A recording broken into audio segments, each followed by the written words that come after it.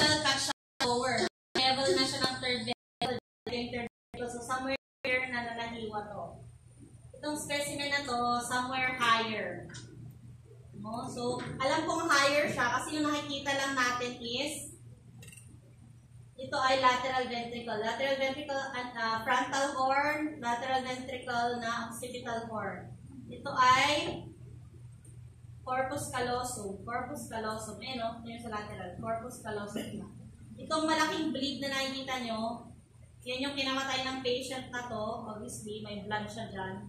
So, yung most common location ng intracerebral hemorrhage dahil sa hypertension, which is its most common cause is stroke. Is sa putamen. So, nasa area ng putamen, basal ganglia. So, this is a basal ganglia hematoma. Sa area na to. So, ang tanong bakit? Bakit nagkaroon ng hematoma dun sa part na yan? Kasi,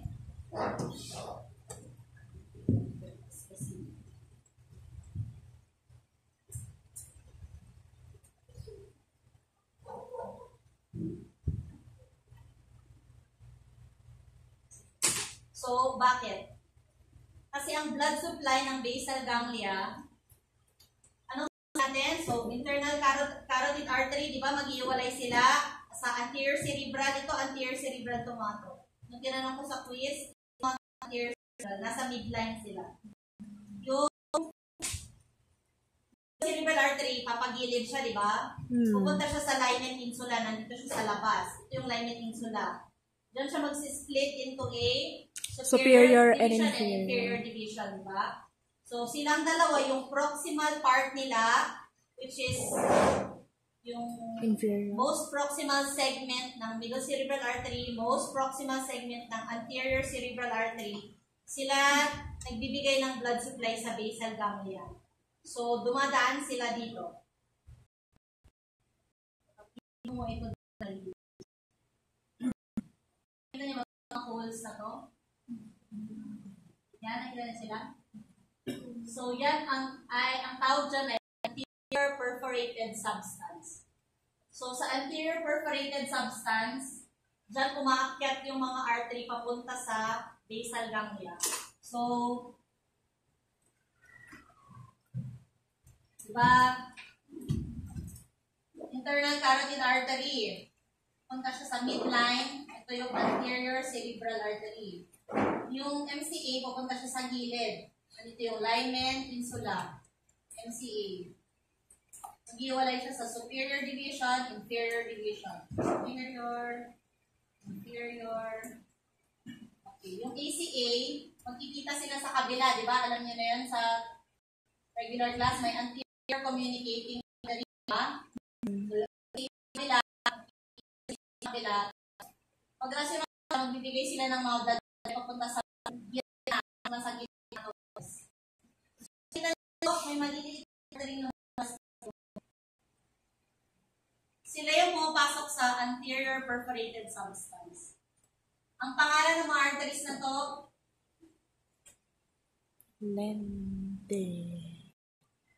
Lenticular arteries.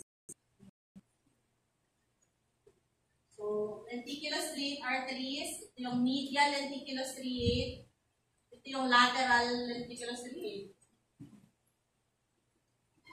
So, na-imagine nyo ba? Yung pipe malaki, tapos napakaliliit ng mga artery. Yep. So, kaya ang taas ng pressure dito, kunyari mataas yung BP, 240/180, nagpupush sila ng blood into very extremely small blood vessels from a very big pipe.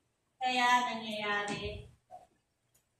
So, kaya sila nag-bleed ng gano'n. Kaya yung most common site pa rin ng intracerebral hemorrhage is sa location na to. Sa future, may meet yung mga Charcot-Bouchard aneurysm, ganyan. Hindi nangyayari yun, nag-aneurysm yung mga lenticular striate. Kasi sila yung puputo.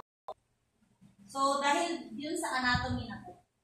Ang lalaki ng blood vessel, mataas yung BP, ang liliit ng pinupuntahan nila. So, okay? So, yun lang muna guys. Manood na tayo ng hindi, pero kasi hindi ko talaga alam, parang I feel like unfair kasi sa inyo para i-grab. So, di ko lang sure kung ang sasabihin ng mga boss. Pero sinabi ko na parang hindi talaga kaya. Okay, kasi yung basal ganglia mismo, sobrang nakakalito yung anatomy. Kasi iba-iba yung layer niya, ganun. Para siyang cerebellum. Sige. Yun muna tayo. May questions pa kayo? Well, okay, sige. Okay na? Gusto nyo makita up close, you can come up close. So, yung mga important alamin dito, yung fornix, yung third ventricle, yung interthalamic adhesion. Nakalimutan ko pang sabihin. So, kung thalamus to, diba? Thalamus to, guys. Diba? Yung wall ng third ventricle, thalamus. Yung connection ng dalawang thalamus, interthalamic adhesion. So, yung nasa ilalim ng thalamus ay hypothalamus. Yan ang location ng hypothalamus. Itong area na to ay hypothalamus. So, katabi ng hypothalamus, pag bumaba ka pa ay pituitary gland. Okay? So, may wala pa. So, anong nakikita niyo ba to? Anong cranial nerve? Naputol na siya. Ito. Sige, anong cranial nerve ulit to? Sabi natin, cranial nerve? 2. So, hypothalamus, nasa ilalim niya, pituitary gland, dadaan siya sa cranial nerve 2. So, mangyari, pag may pituitary tumor, maiipit niya yung optic chiasm, diba? Kaya nagpo-produce siya ng bitemporal hemianopsia. So, yung procedure na sinasabi ko kanina, yung gumagawa kami ng endoscopic third ventriculostomy, ang dali-dali niya. Parang bubutas ka lang sa scats, tusok ka lang, dali-diretso hanggang pababa. Sabi ko nung first time kong ginawa, dali pala nito. Tapos binasa ko yung complication, sudden death. Ano?